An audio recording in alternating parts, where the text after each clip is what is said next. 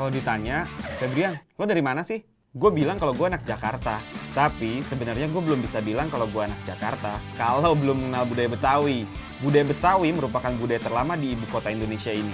Dari bahasa hingga gaya hidupnya banyak yang kita pakai sebagai identitas anak Jakarta kita. Maka dari itu, hari ini gue mau mengenal kampung halaman dan penduduk asli kampung ini. Halo, apa kabar saudara? Berjumpa lagi bareng gue, Febrian. Nah, kali ini gue bakal ngejelajah lagi tentang kebudayaan Indonesia. Kira-kira gue bakal ngisi apa ya di jurnal gue kali ini? Kita ikutin aja tim Indonesia.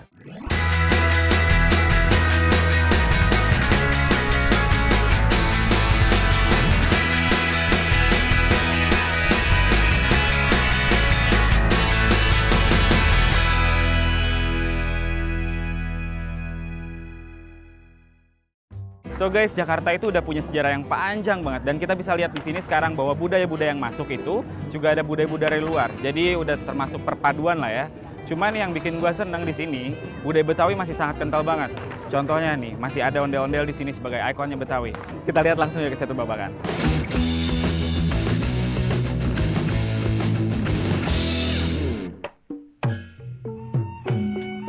Kali ini gua ikut kru Indonesia buat ngeliat konsistensi dan dedikasi penggiat budaya Betawi, khususnya Gambang Kromong dan Palang Pintu. Kalau kalian penasaran dengan tayangan Indonesia, tunggu aja tiap Kamis jam 10:30 malam.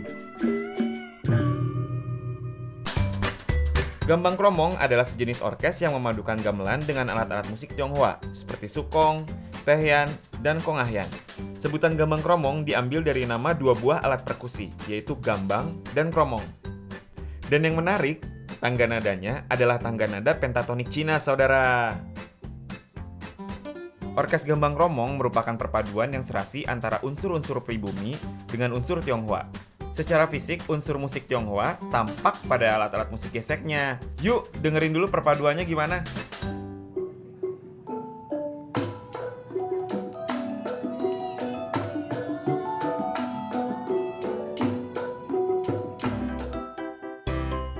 Budaya Betawi ternyata warna-warni banget ya saudara. Dan orang-orangnya lucu-lucu banget. Gue denger-denger ada tarian romantis abis ini. Apa kayak tarian Serampang 12 di Medan ya? Yuk kita lihat dulu. Tapi sebelum itu, kayaknya perut gue udah lapar deh. Kita coba makanan khas Betawi yuk. Saudara, akhirnya kita sampai juga di sini. Di Warung Betawi Haji Muhayyar.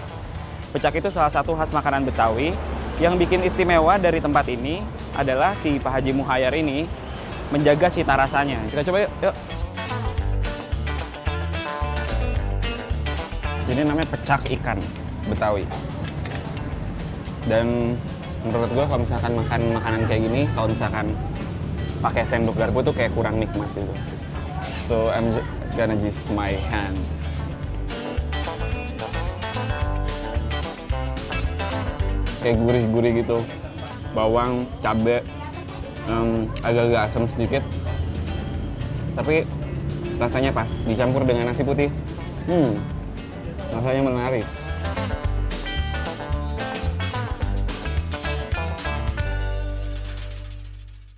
Dua, satu. Sekarang kita mau lihat tradisi Palang Pintu, yaitu salah satu tradisi yang menjadi identitas masyarakat Betawi di Jakarta. Tradisi ini menjadi bagian dalam prosesi upacara pernikahan adat Betawi sejak zaman nenek moyang. Perpaduan silat dan seni pantun yang jenaka menjadi hal yang dominan dalam tradisi Palang Pintu. Sok ame-ame nasi goreng campur mengkeduk. Ayo bang, kita teprok tangan rame-rame karena jagoan kita yang mau diadu. Misi bang, kalau misalkan Palang Pintu tahu sih bang? Palang Pintu itu ya prosesi adat Betawi untuk mengiringi pengantin. Mengiringi pengantin, bukannya biasanya pakai tanjidor juga? Sama nggak sih? Beda ya? Beda. Kalau tanjidor itu biasa untuk acara kenegaraan gitu, acara resmi. Oke. Kalau buat ngelamar pakai Palang Pintu. Pakai Palang Pintu. Palang Pintu itu silat atau? Ya satu paket. Paket itu ada rebana timpring kita makanya ya, rebana timpring, pakai silat, ada pantun. Jadi ada silat, ada pantun, ada rebana, ketimpring. Sesuai namanya, pertunjukan ini mempertunjukkan segala sesuatu yang berkaitan dengan tradisi Palang Pintu. Mulai dari menghadirkan kedua mempelai pengantin, hingga mendatangkan para jawara silat Betawi. Wow, jadi tarian ini menjemput seorang kekasih saat pernikahan. Romantis banget ya. Pin, mereka ngapain? Mereka lagi nari. Bukan, lagi ngapain? Lagi silat. Sini nggak bisa? Bisa gue. Nih, ente mukul, Tuan. Nih.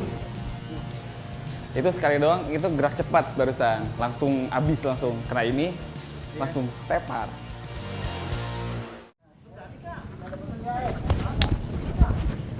Gila, keren banget ya. Ternyata di sini tuh udah ada macam-macam banget dari budaya Betawi. Gue udah tahu. Sekarang kalau misalnya lo mau ngelamar aja ada seninya bahkan. Itu ribet banget sih kalau misalkan gue mau ngelamar ya udah gitu aja. Will you marry me? Dengan sedikit senyuman dan kedipan kelar. Tapi kalau lo Betawi, lo harus ada silat-silat dulu, lo harus ada pantun-pantun dulu. Gue suruh pantun juga. Jalan-jalan ke Jakarta, jangan lupa beli bir peletok. Nggak tahu lagi. Oke, nanti kita lanjutin lagi ya. Tapi yang pasti sekarang kata tim Indonesia itu bakalan ada profesor-profesor yang jago ngeband. Yaudah, kita lihat ya.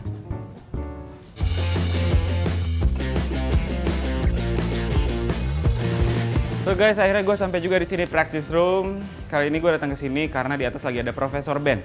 Profesor Ben itu kenapa namanya profesor? Karena anggota dari Profesor Ben ini merupakan guru-guru besar dari Universitas Indonesia.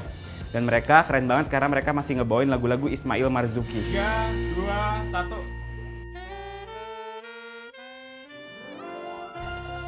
Nah, Ismail Marzuki sendiri adalah seorang komponis besar Indonesia yang namanya dijadikan nama sebuah pusat kesenian di Jakarta Pusat, yaitu Taman Ismail Marzuki di Cikini. Beliau adalah salah satu pahlawan Betawi kita yang berhasil ngebuat lagu-lagu nasional untuk bangsa dan negara ini, saudara. Jadi, seperti Bang Ismail, meskipun berasal dari suatu daerah, kita tetap harus berkarya untuk seluruh bangsa ini. Contoh-contoh lagunya seperti Rayuan Pulau Kelapa, Sepasang Mata Bola, Bandung Selatan di Waktu Malam, Osarina, dan Ariati.